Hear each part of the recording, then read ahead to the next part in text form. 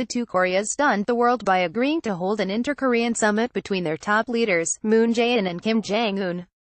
The surprise has been further amplified by President Donald Trump's instant, somewhat impromptu acceptance of Kim's proposal to meet with him, which was verbally delivered by a high-level South Korean envoy who met Kim in person. The first historic summit between a sitting U.S. president and a North Korean leader will be likely held in May if everything works as agreed, not long after the third inter-Korean summit planned for late April. Despite the significance of the upcoming U.S. DPRK summit, the White House is likely to suffer from the lack of time and personnel to prepare for this tightly scheduled historic meeting. The abrupt dismissal of Secretary of State Rex Tillerson is only the tip of the problems at Foggy Bottom. A number of key positions at the U.S. State Department are still vacant. It also remains uncertain how early Mike Pompeo, Trump's choice to replace Tillerson, can be confirmed by the U.S. Senate and officially get his team ready for the May summit. Furthermore, National Security Advisor H.R.M.C. Master is officially leaving his position, soon to be replaced by former U.S. Ambassador to the UN John Bolton, leaving doubts on what role the National Security Council is currently playing for the preparation of the summit. Under these circumstances, the role of South Korea as an intermediary for the bilateral talks between Washington and Pyongyang is becoming ever more crucial. The media gives credit to President Moon for making this summit between longtime adversaries possible, yet the substantive role that South Korea will be able to play in the upcoming process leading to the Trump-Kim summit appears to be overlooked or underestimated. Moreover, U.S. pundits raised doubts on Kim's sincerity for the summit and criticized Trump's hasty acceptance of Kim's offer. Less attention is, however, being paid to how the U.S. government can make the best out of the current uncertainty and unpreparedness, using the North-South talks.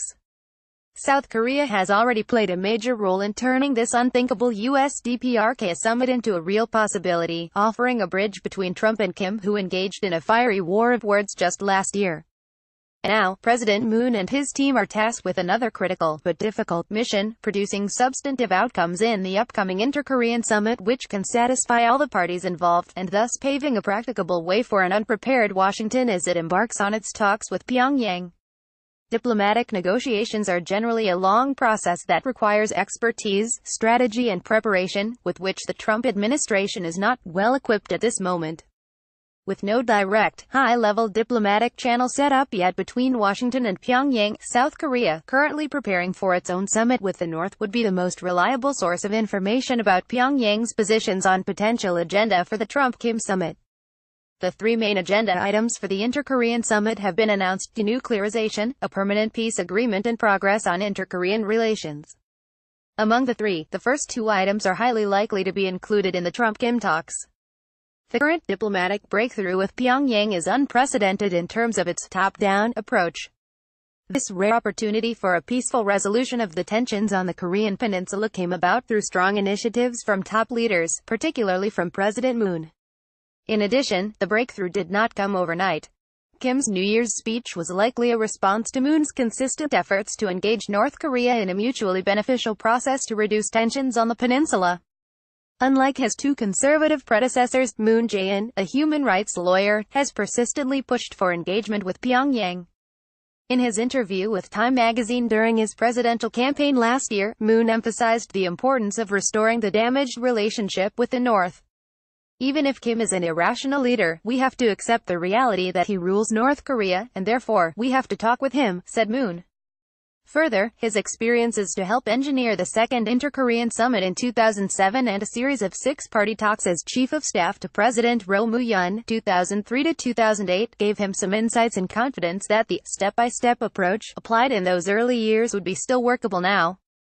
For instance, the 2005 joint statement of the six-party talks encompassed such steps as abandonment of North Korea's nuclear weapons, a peace treaty and a normalization of the bilateral relations between Pyongyang and Washington. After Moon became president in May 2017, his administration endeavored to further sophisticate its engagement policy toward North Korea, which was finally announced during Moon's speech in Berlin last July, emphasizing that the denuclearization of the Korean Peninsula should be achieved in a peaceful manner.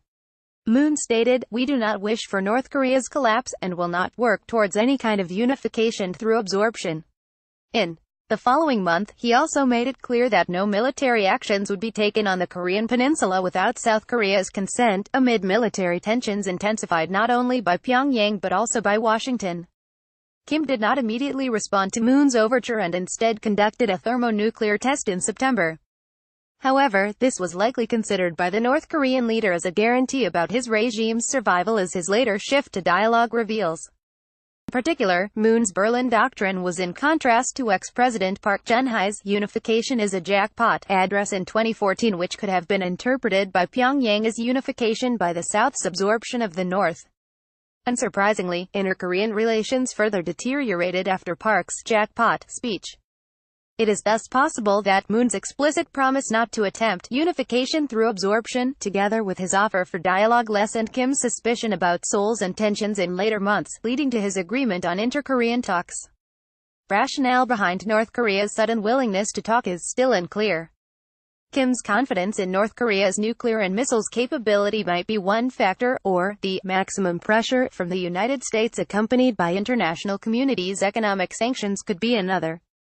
Nonetheless, it is at least obvious that without the steady trust-building process between the two Koreas in 2017, the third inter-Korean summit would not have been agreed.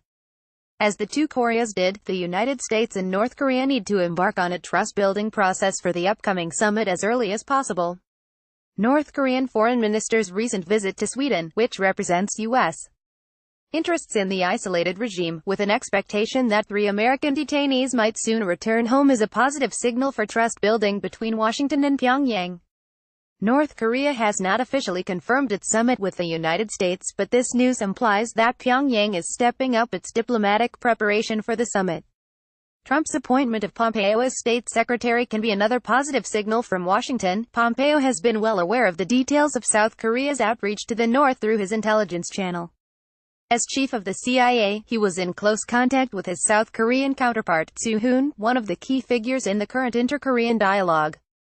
And Soo has been undoubtedly cooperating closely with his North Korean counterpart to prepare for the North-South talks.